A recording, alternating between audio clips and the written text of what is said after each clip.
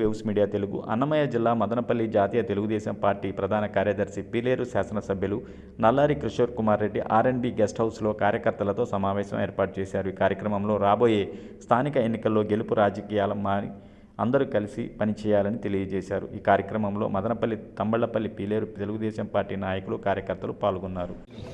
దాంట్లో మా ప్రమేయము ప్రసాద్ బాబు ప్రమేయం లేదు. ఎవరిని పార్టీ నియమిస్తుందో తమ్మలపల్లి కావచ్చు, కుటుంబం కావచ్చు, మదనపల్లి కావచ్చు, పీలేరు కావచ్చు, ఎవరిని నియమించినా పార్టీ అధ్యక్షులుగా కానీ జిల్లా కమిటీలో కానీ లేదా మిగతా వాటిల్లో మనం వాళ్ళతో పని చేసుకునే బాధ్యత మాది.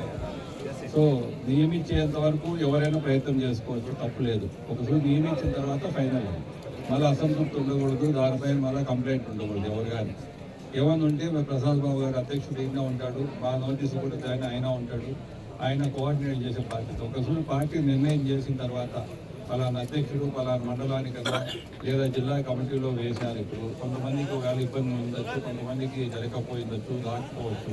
సో వాళ్ళని ఎక్కడ అకామిడేట్ చేయాలో మనకు అన్యాయం జరిగితే నేను ప్రసాద్ బాబు పార్టీతో మాట్లాడి వీలైతే స్టేట్ కమిటీలోనో ఎక్కడో కావాలన్నా ఎక్కడ అకామిడేట్ చేయాలో మా ప్రయత్నం మేము చేస్తాం.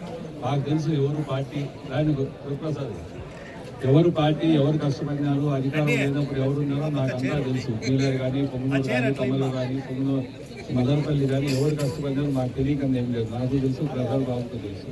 కాబట్టి మనం ఏం చేద్దామంటే అన్యాయం జరిగిన